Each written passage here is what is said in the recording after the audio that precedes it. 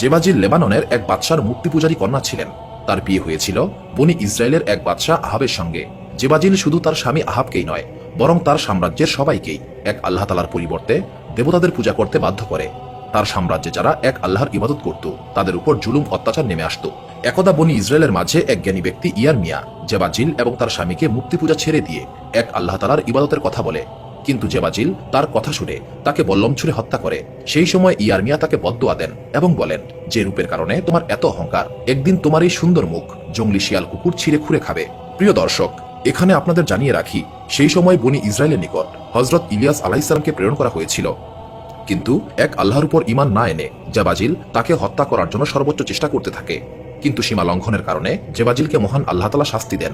পাশের রাজ্যের সেনাবাহিনী জেবাজিলের রাজ্য আক্রমণ করে, আর এই সেনাবাহিনী রানী জেবাজিলকে জখম করে রাস্তায় ফেলে রেখে যায়। এরপরে শিয়াল কুকুর তাকে ছিঁড়ে খেয়ে ফেলেছিল।